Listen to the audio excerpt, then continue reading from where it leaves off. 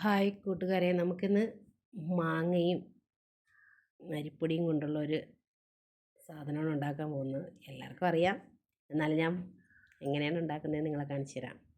അപ്പോൾ ആദ്യമായിട്ട് എൻ്റെ ചാനൽ കാണുന്നവരൊന്ന് ഷെയർ ചെയ്ത് ലൈക്ക് ചെയ്ത് സബ്സ്ക്രൈബ് ചെയ്യാൻ മറക്കണ്ട കേട്ടോ.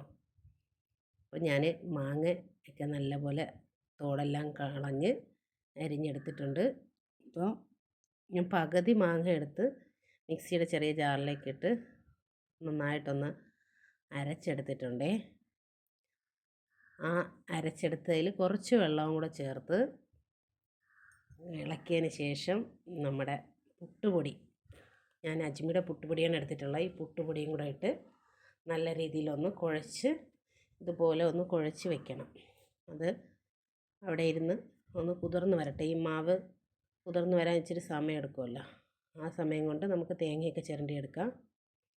അപ്പം മനസ്സിലായിക്കാണ് എന്താണ് ഉണ്ടാക്കുന്നതെന്നല്ലേ.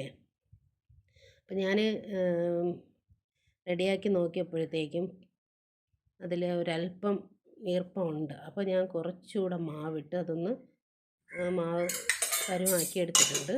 അപ്പോൾ ഞാൻ തേങ്ങയൊക്കെ തിരുമ്മി എടുത്ത് കൊണ്ടുവന്നിട്ടുണ്ട്. ഞാൻ മാവൊന്നിന്ന് ഇളക്കി യോജിപ്പിച്ചെടുത്തിട്ട് നമ്മുടെ പുട്ട് കുറ്റി, അപ്പോൾ മനസ്സിലായല്ലോ, പുട്ടാണ് ഉണ്ടാക്കുന്നത്, മാങ്ങാപ്പുട്ട്. അപ്പോൾ അതിലേക്ക് ആദ്യം കുറച്ച് തേങ്ങ ഇടുന്നു, പിന്നെ കുറച്ച് മാങ്ങ ഇടുന്നു. മാങ്ങ ചെറിയതായിട്ട് അരിഞ്ഞ കഷ്ണങ്ങളാണ്.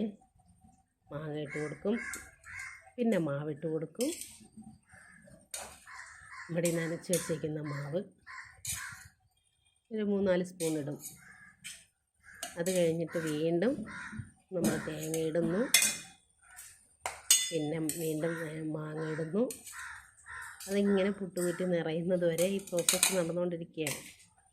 കുറച്ചേ ഉള്ളൂ, ഇടയ്ക്ക് നമ്മൾ മാങ്ങയും തേങ്ങയും മാവും ഇതെല്ലാം കൂടെയുള്ള പരിപാടിയാണ്. അപ്പോൾ ഇതിന് നമ്മൾ പുട്ടുകലത്തിലേക്ക് വെച്ച് ആവി കയറ്റി നമ്മൾ പുട്ടാക്കി റെഡിയാക്കി എടുക്കുന്നുണ്ട്. നല്ല അടിപൊളി ടേസ്റ്റാണ് കേട്ടോ.